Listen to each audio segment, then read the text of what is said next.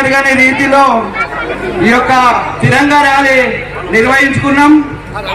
ఈ కార్యక్రమంలో భాగస్వాములైనటువంటి మీడియా మిత్రులు కానీ, అదేవిధంగా పోలీస్ శాఖ వాళ్ళు కానీ, కాలేజీ యాజమాన్యాలు కానీ, స్కూల్ యాజమాన్యాలు మరియు యువ మోర్చా నాయకులు, జిల్లా బీజేపీ నాయకులు, అదేవిధంగా నర్సాపూర్ పుర ప్రముఖులకు అందరికీ కూడా పేరు పేరున నమస్కరిస్తూ ఈరోజు నర్సాపూర్ పట్టణంలో మరి మువ్వన్నెల జెండా ఎగరం ర్యాలీ నిర్వహించడం జరిగింది.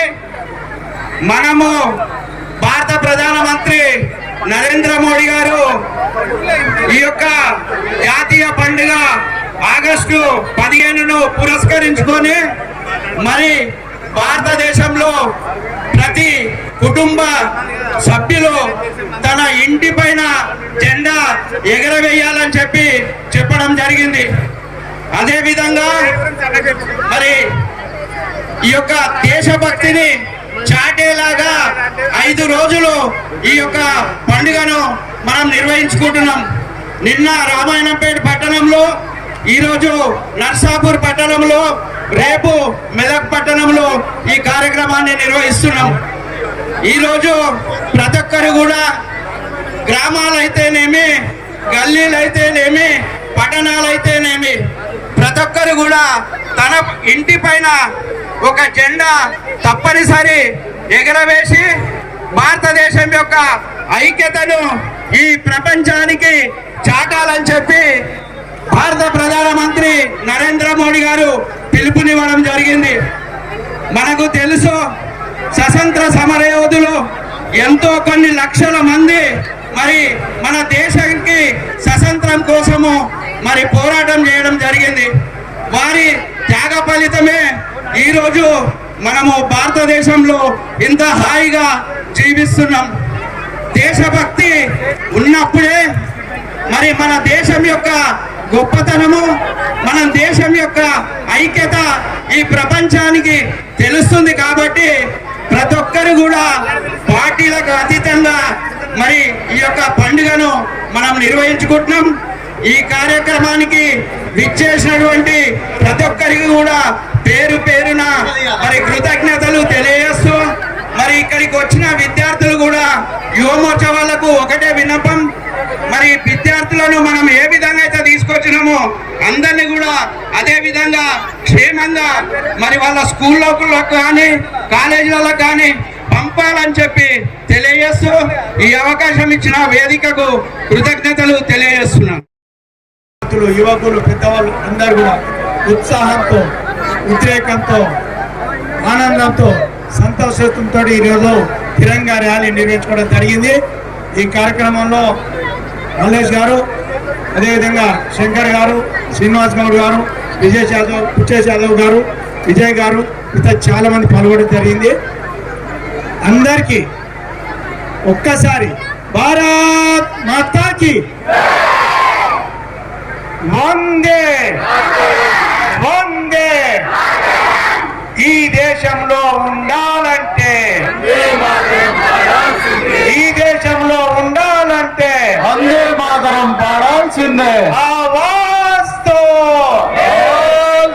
ఆవాజ్తో ఈ నినాదాలు ఇచ్చేది మనం. భారత్ మాతాకి జై అని చెప్పేది మనం. ఏ దేశంలో కూడా మాత కాదు, పాకిస్తాన్ మాత కాదు, అమెరికా మాత కాదు, రష్యా మాత కాదు, కేవలం భారతదేశం మాత. భారత్ మాతకి జై అని పిలుస్తున్నటువంటి యొక్క దేశం ఈ భారతదేశం. ఈ యొక్క జాతీయ పతాకం పట్టుకొని ఈరోజు మనం తిరంగా ర్యాలీ చేస్తున్నాం. 15 ఆగస్టు కొంతమంది జెండా ఎగరేసుకుంటాం, అందరూ ఉత్సాహంతో పాల్గొంటాం. ఆ యొక్క 15 ఆగస్టు మనకు ఏంటిది? అది స్వాతంత్రం వచ్చిన రోజు. ఏ రోజు వచ్చింది? 1947 15 ఆగస్టు వచ్చింది. అంటే ఊరికే రాలే, చాలా మంది త్యాగం చేశారు, చాలా మంది అమరులైపోయారు, చాలా మంది యుద్ధం చేయడం జరిగింది. అప్పుడే ఈ దేశం స్వాతంత్రం అయింది. లక్షలాది మంది చనిపోయారు, అమరులైపోయారు. స్వాతంత్ర యోధుడుగా పిలుస్తున్న వాళ్ళని తర్వాత ఈ దేశానికి స్వాతంత్రం వచ్చింది. ఈ జాతీయ పతాకాన్ని మన గుండెల పైన వేసుకొని ఈరోజు తిరుగుతున్నాం.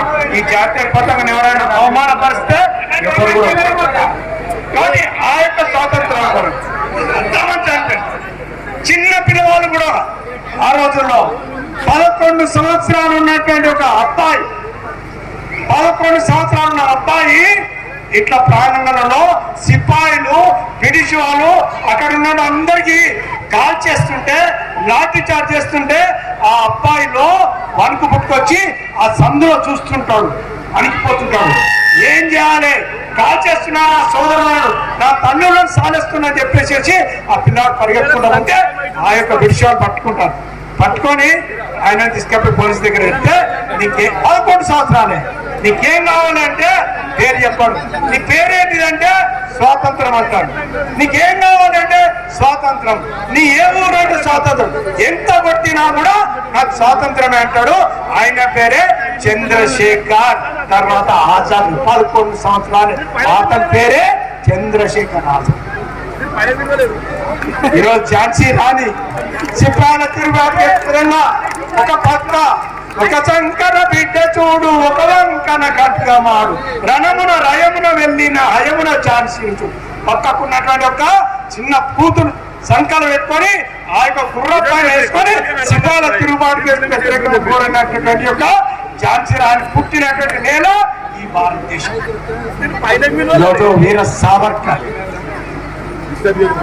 వీర సావర్కర్ అండమాన్ నికోబార్ దీవులో జైల్లో వేస్తే ఆయన పైన ఆయనకి ఎంత కఠినమైన శిక్ష వేసింది తెలుసా? కొబ్బరి కాయలను చేతితో తీయాలి, రోజు 4 లీటర్ల నూనె తీయాలి. అటువంటి కఠిన కారాగార శిక్షణ చేసినటువంటి యొక్క వీర సావర్కర్ జన్మించినటువంటి దేశం ఈ భారతదేశం. భగత్ సింగ్, రాజ్గురు, సుఖదేవ్, బదర్లాల్ ధింగ్రా, నేతాజీ సుభాష్ చంద్రబోస్ ఇటువంటి ఒక మహాపురుషుడు జన్మించినటువంటి యొక్క గడ్డ ఈ భారతదేశం. అందుకే Netaji Subhash Chandra Bose ICS, IAS pass అయి ఉన్నత స్థాయికి వెళ్ళినా కూడా ఉద్యోగానికి రాజీనామా చేశాడు. ఉద్యోగానికి రాజీనామా చేసి ఈ దేశం కొరకు పోరాడుతూ ఆజాద్ హిందూ ఫౌజ్ పెట్టి ఉద్యమం చేస్తుంటే అందులో మహిళలు కూడా ఝాన్సీ రాణి యొక్క రెజిమెంట్ ఉంటూ చాలా మంది పాల్గొంటారు. అందులో ఒక అమ్మాయి అవి పెళ్లి చేసుకున్నారంటే ఆ అమ్మాయి ఝాన్సీ రాణి రెజిమెంట్ లో ఆజాద్ హిందూ పనిచేస్తుంటే ఆమె భర్త ఈమెకు తెలియదు ఆ యొక్క బ్రిటిష్ వారి యొక్క ఉద్యోగంలో ఇన్స్పెక్టర్ పనిచేస్తుంది. అతనికి బ్రిటిష్ వాళ్ళు ఏం చెప్పినంటే నేతాజీని పట్టిస్తే నీకు ఉద్యోగం వస్తాము, ప్రమోషన్ ఇస్తామంటే అతను ఏం చెప్పిండు, భార్యని అడిగిండు నువ్వు 80% అడ్రస్ చెప్పాలి, అడ్రస్ చెప్తే బ్రిటిష్ వాళ్ళకి అప్పచెప్తామనంటే ఆమె ఒప్పుకోలే. నీకు సిగ్గు లేదు, నువ్వు భర్తగా ఉన్నావు, నువ్వు దేశద్రోహి, నువ్వు బ్రిటిష్ వాళ్ళకి వంత పడుతున్నావు, నువ్వు ఈ దేశంలో ఉండడానికి వీల్లేదంటే ఆమె అతను దాడి చేయడానికి ప్రయత్నం చేస్తే ఈమె అడ్డుకొని సొంత భర్తనే కత్తితో పోల్చి నువ్వు దేశద్రోహి, ఈ దేశంలో ఉండడానికి వీల్లేదన్నటువంటి యొక్క వ్యక్తి నీరా ఆర్య అనే ఒక ఆమెను అరెస్ట్ చేశారు, నానా తిప్పలు పెట్టారు, చెస్టులు కోసేసారు. అయినా కూడా వెనుకంజలేదు. ఈ దేశం కొరకు నేను అమరుడానికి సిద్ధమని చెప్పినటువంటి యొక్క జన్మించినటువంటి ఒక మహారాణి వీర ఆర్య నారి అటువంటి ఒక వ్యక్తులు జన్మించిన దేశం ఈ భారతదేశం. అందుకోసే భగత్ సింగ్, చంద్రశేఖర్ ఆజాద్, రాజ్గురు, సుఖదేవ్ మీరు భగత్ సింగ్ 21 సంవత్సరాలకే ఉరికమ్మం ఎక్కింది. 21 సంవత్సరాలకే ఉరికమ్మం ఎక్కితే ఉరికమ్మంలో 3 ఉరిదీశారు, రాజ్గురు, సుఖదేవ్, భగత్ సింగ్. ఈ 3 ఉరిదీస్తుంటే ఆ యొక్క ఉరిదీసే వ్యక్తి అడిగాడు, ఏమడిగిండు, నీ చివరి కోరిక ఏంటిది అని అడిగాడు. నీ చివరి కోరిక ఏంటిదంటే అతను చెప్పాడు, నాకు ఉరి తీయద్దు అని చెప్పలే, నన్ను ఉరి తీయద్దు అని చెప్పలే. అతను ఏం చెప్పిండంటే నాకు ఉరి తీస్తున్నారు కదా, ఆ ఉరి తీసేటప్పుడు ఆ యొక్క తాడును ఒక 4 ఇంచులు పైకి లాగండి అని చెప్పాడు. ఆశ్చర్యపోయారు అక్కడ బ్రిటిష్ ఆఫీసర్, ఏంటబ్బా నువ్వు 4 ఇంచులు పైకి వెళ్ళి తీయమని అని చెప్పేసి అడిగితే అతను అన్నాడంటే నన్ను ఉరి తీస్తాడు, ఎట్లయినా నన్ను చంపేస్తాడు, నేను ఆనందంగా చనిపోతా, నా ఈ దేశం కొరకు చనిపోతా, కానీ ఉరి తీసినప్పుడు నా శరీరం సాగుతుంది, సాగినప్పుడు నా కాళ్ళు కింద భూమి పైన ఆనతాయి, ఆనినప్పుడు నా యొక్క భూమాత బాధపడుతుంది. కాబట్టి 4 ఇంచులు పైకి లాగండి, అప్పుడు నేను వందే మాత్రం అంటూ చనిపోతా అని చెప్పినటువంటి భగత్ సింగ్ జన్మించినటువంటి దేశం ఈ భారత్. కాబట్టి ఇటువంటి ఒక వ్యక్తుల యొక్క త్యాగఫలితమే ఈ యొక్క దేశంకు స్వాతంత్రం వచ్చింది.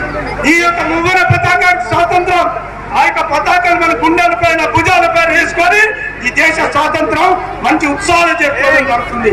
అందుకనే విద్యార్థులు దేశభక్తి జాతీయ భావం నిర్మాణం చేయాలని చెప్పేసి మన యొక్క ప్రధానమంత్రి గౌరవనీయులు నరేంద్ర మోడీ గారు తిరంగా ర్యాలీ, ప్రతి ఇంటి పైన జాతీయ పతాకం ఎగరేయండి, విద్యార్థులు జాతీయ భావం నిర్మాణం చేయండి, విద్యార్థులు దేశభక్తి భావం నిర్మాణం చేయండి, విద్యార్థులకు స్వాతంత్ర సమర యోధుల యొక్క చరిత్ర చెప్పండి, ఆ వీర చరిత్ర చెప్పండి, ఆ మహానుభావుల యొక్క త్యాగ చరిత్ర చెప్పండి.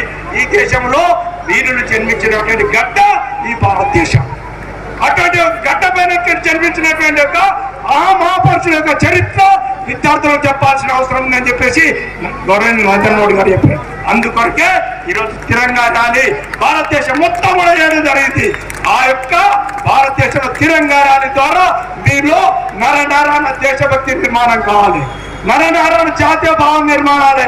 ఈ దేశం కొరకు ఎవరైనా వ్యతిరేకంగా ఉద్యమం చేస్తే లేదు, ఇది నా దేశం, ఇది నా దేశం, పోరాడి తెచ్చుకున్నటువంటి దేశం, త్యాగమూర్తుల యొక్క దేశం ఇది. కాబట్టి నువ్వు దేశద్రోహాన్ని ఎదురొట్టి నిలబడాల్సిన అవసరం విద్యార్థుల పైన యువకుల పైన ఉంది. కాబట్టి ఈరోజు విద్యార్థులు భారతదేశం మొత్తం కూడా ఇటువంటి ఒక భావాన్ని నిర్మాణం చేస్తుంది. విద్యార్థులందరూ కూడా ఈరోజు చెప్తున్నారు ఏంటంటే ఈ భావాన్ని నిర్మాణం చేసుకోండి. మీరు అందరూ కూడా చరిత్ర తెలుసుకోండి, మహాపురుషుల యొక్క చరిత్ర తెలుసుకోండి, తెలుసుకొని మీరు చదువుతో పాటు అది కూడా తెలుసుకొని దేశభక్తి నిర్మాణం చేస్తూ యువకులందరూ కూడా ఒక తాడుపై తీసుకొస్తారని చెప్పేసి చాలా మంది కూడా బ్రహ్మాండంగా నాకు సపోర్టు మంచి వాతావరణం నిర్మాణం చేసిండ్రు. ఆ నిర్మాణం చేసిన యువకులు చాలా మంది ఉత్సాహంతో పాల్గొనడం జరిగింది. అందరికీ కూడా పేరు పేరున ధన్యవాదాలు ఇస్తూ జై భారత్, వందే మాతరం. యువ మోర్చా నాయకులు బాగా కష్టపడి వీళ్ళందరినీ కూడా గ్యాదర్ చేసినందుకు వారికి కూడా కృతజ్ఞతలు తెలియజేస్తూ, అదేవిధంగా ఇక్కడికి వచ్చిన మీడియా మిత్రులు కానీ, పోలీస్ శాఖ వారికి కానీ, మరి జిల్లా నాయకులకు కానీ, స్కూల్ యాజమాన్యాలకు కానీ, అదేవిధంగా బీజేపీ నాయకులు మరి గత 2 రోజుల నుంచి మండలాధ్యక్షులు కానీ, మరి మండల కార్యదర్శులు కానీ అందరూ కూడా బాగా పనిచేసి ఈ యొక్క కార్యక్రమాన్ని మరి విజయవంతం చేసినందుకు ఈ యొక్క జిల్లా పార్టీ తరఫున అందరికీ కూడా పేరు పేరున కృతజ్ఞతలు తెలియజేస్తూ, ఈ కార్యక్రమానికి వచ్చిన మోర్చా నాయకులు కూడా మరి పెద్ద ఎత్తున రావడం జరిగింది. అందరికీ కూడా కృతజ్ఞతలు తెలియజేస్తూ మరి ఈ కార్యక్రమం ఇంతటితో ముగిస్తున్నాము. మీరందరూ కూడా ఎట్లయితే స్కూల్ నుంచి కానీ కాలేజ్ నుంచి వచ్చిరో అందరు కూడా మరి క్రమశిక్షణతో మీ స్కూల్కి వెళ్ళగలరని చెప్పి మనవి చేస్తున్నాం.